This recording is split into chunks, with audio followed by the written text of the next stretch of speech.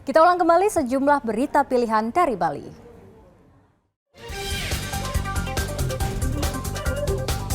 Tiga warga di Banjar Pangkung Tanah Kauh, Desa Melaya Jembrana, digigit anjing yang diduga terjangkit rabies.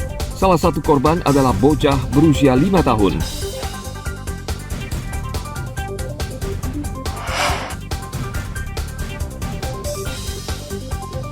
Polda Bali menetapkan 13 tersangka kasus penolakan resort di Bukit Anjung Awit, Desa Bukbuk, Karangasem.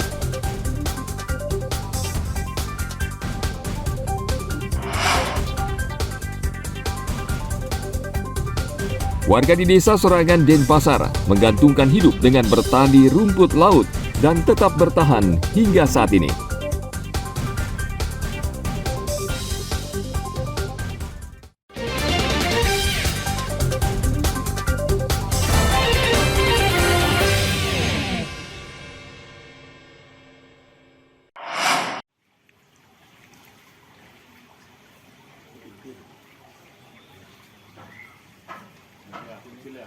Polisi masih mendalami kasus lift jatuh di Ayutera Resort Ubud Gianyar yang menyebabkan 5 karyawan tewas. Kabid Humas Polda Bali Kombes Pol Jansan Afitus Panjaitan Selasa lalu mengatakan, polisi mendalami laporan pemilik Ayutera Resort yang mengaku ditipu kontraktor yang mengerjakan peningkatan kapasitas lift.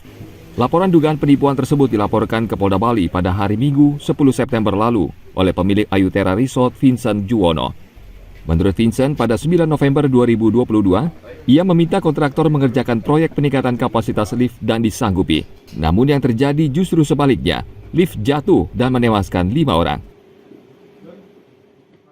Menurut keterangan si pelapor, berawal sekitar 9 November 2022, di mana dalam hal ini pelapor mewakili Ayutera meminta tolong kepada terlapor untuk mengupgrade penggantian lift, ya, di mana di sana adanya mengganti mesin untuk kapasitas 8 orang. Kemudian oleh terlapor saat itu menurut keterangan si pelapor menyanggupi, ya, dan akan melakukan apa yang diminta. Nah, ternyata faktanya, ya, seperti temuan dan sementara masih didalami oleh Polda Bali, terjadi peristiwa yang kemarin sangat kita sesalkan terjadi. Ketua Tim Kuasa Hukum Ayutera Resort Inyoman Wirajaya mengatakan, kliennya melaporkan kontraktor karena banyaknya kebohongan terkait lift yang digunakan Ayutera Resort. Memang kalau kita harus melaporkan kepada pihak vendor, ke Polda, dengan prasangkaan pasal itu di 378, ya, itu yang kita laporkan resmi. Karena ada rangkaian kebohongan yang disampaikan oleh vendor, terutama pada saat komunikasi pekerjaan itu dari awal sampai pekerjaan itu tidak selesai sampai sekarang. Kebohongan apa yang dinilai manajemen? Banyak sekali. Saya tidak perlu ungkap sekarang. Nanti akan itu kita jadikan sebagai petunjuk untuk memperkuat laporan kita di Polda. Apakah termasuk jumlah tali seling itu dianggap kebohongan? Pasti nanti semuanya. Kita tidak bisa sebut satu persatu karena banyak, kan. Karena ini rangkaian kebohongan, kan tidak satu artinya. Penyidikan kasus lift jatuh masih berlangsung. Penyidik juga masih menunggu hasil penyelidikan yang dilakukan oleh tim Lapor Mabes Polri guna mengungkap penyebab pasti jatuhnya lift di Ayutera Resort Ubud pada 1 September 2023 lalu. Tim Liputan melaporkan dari Kota Denpasar.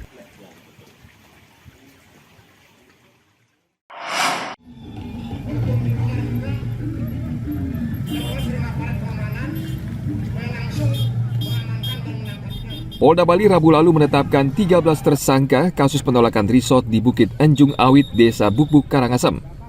Sebelumnya, Polda Bali menetapkan 9 orang, namun jumlah bertambah 4 orang berdasarkan hasil pemeriksaan saksi.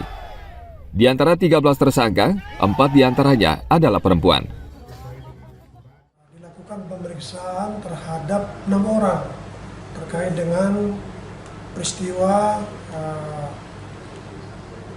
pengrusakan resort D3 Neano Bukbuk, Karangasem. Kuat dugaan bahwa 4 orang dari 6 tersebut dinaikkan statusnya yang tadinya sebagai saksi, kemudian dinaikkan sebagai tersangka. Dari 4 kemarin itu 2-nya adalah berjenis kelamin perempuan, ya. Jadi sudah 13 tersangka, 11 laki-laki dan 2 perempuan. Sementara itu, prajurit Desa Adat Bukbuk Inengayasa Adi Susanto menduga masih ada pelaku lain yang diduga menjadi provokator atau aktor intelektual dalam perusakan dan pembakaran proyek resort tersebut. Terkait legalitas dan isu Bisama yang dilanggar, Susanto memastikan tidak ada aturan yang dilanggar dalam pembangunan resort. Hal ini menurutnya dikuatkan surat yang dikeluarkan Pemkab Karangasem pada 25 Juni 2023 dan keputusan Pansus DPRD Karangasem. Yang saya sudah sering sampaikan, tidak pernah ada permasalahan serius di Desa Bukbuk itu. Permasalahan ini hanya dicari-cari saja, ya. Karena mereka bilang villa ini misalnya tidak berizin, kemudian melanggar kesucian pura, itu semua dibantah, termasuk oleh eksekutif dan legislatif. Eksekutif berupa surat dari Bupati Karangasem yang menyatakan bahwasanya villa itu tidak melanggar, tidak ada pelanggaran hukum. Kemudian dikuatkan oleh Pansus. Ya, DPRD kan membentuk Pansus dan kita apresiasi itu. Ya, dan keputusan Pansus sudah tegas menyatakan bahwasanya tidak ada pelanggaran terkait dengan Villa Neno. Kenapa bisa mereka fokus ke Villa Neno, terutama tim Gemasanti ini, sedangkan di Bukbuk itu, Candidase itu kan masuk kawasan Bukbuk. Itu banyak ada villa dan restoran yang tidak punya izin. Ya kenapa mereka tidak permasalahkan tersebut? Ya mereka posisinya ke Villa Neno dan ada apa? Nah ini yang kita pengen tahu, sehingga aktor intelektualnya bisa ditangkap. Saya yakin penyidik sudah mengantongi. Pasal yang disangkakan itu ada 3 pasal yang diawali. Yang pertama itu pasal 170 KUHP dan junto pasal 406 itu terkait dengan pidana pengerusakan yang dilakukan bersama-sama maupun sendiri. Selanjutnya itu ada pasal 167 KUHP tentang memasuki pekarangan tanpa izin, dan ada pasal 55 terkait dengan turut serta. Setelah perkembangannya dilakukan ada penambahan pasal, itu pasal 187 terkait dengan tindak pidana pembakaran. Ada berapa orang yang dilaporkan? Kalau dari laporan awal kami melapor 25 orang yang kami sangkakan atas perbuatan pembakaran tersebut. Pasca pengrusakan dan pembakaran pada 30 Agustus lalu, pelapor PT Starindo Bali Mandiri yang sekaligus kontraktor proyek resort tersebut mengaku mengalami kerugian hingga 900 juta lebih. Dalam waktu dekat, pihak pelapor akan menyerahkan bukti baru ke penyidik untuk mengungkap aktor intelektual dalam perkara ini. Sebelumnya, warga Desa Bukbuk menolak pembangunan resort mewah di wilayahnya karena berada di kawasan suci. Namun penolakan warga disertai aksi anarkis pada 30 Agustus lalu. Tim Liputan melaporkan dari Kota Denpasar. Kudu kerugiannya kira-kira nih? 250 juta. Haryanto yang sehari-hari bekerja sebagai buruh bangunan di kawasan Ubud Gianyar ditangkap karena membobol villa pada 26 Juli lalu. Tersangka memanfaatkan kesempatan ketika villa ditinggal kosong penghuni. Tersangka dengan leluasa mengambil barang-barang milik seorang wisatawan asing yang menginap di villa tersebut. Korban mengaku kehilangan laptop, ponsel, 9 butir berlian, dan sejumlah dokumen penting yang nilainya mencapai 250 juta rupiah. Selama sebulan tersangka melarikan diri ke Jember, Jawa Timur, hingga akhirnya ia ditangkap 29 Agustus lalu. Korban atas nama Ruri Holiday, itu asal Australia dan tinggal di sebuah hotel di Petudu namanya Quick Queen. Dan pada saat tersebut ketika pagi, itu kronologis kejadiannya, bahwa pagi mereka jam 10 tinggalkan lokasi, dan ketika balik kurang lebih waktunya itu adalah 12.40, mereka balik ke hotel ingin mengambil tas, dan setelah di sana ternyata tidak kelihatan, tidak ada beberapa barang yang kehilangan.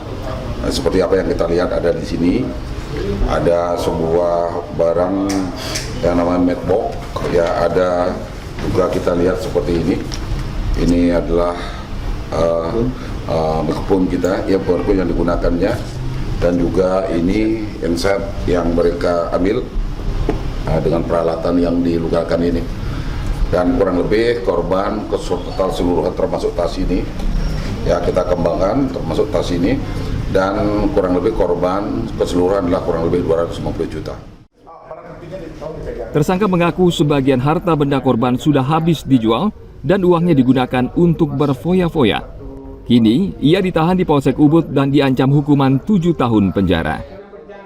Tim Liputan melaporkan dari Kabupaten Gianyar.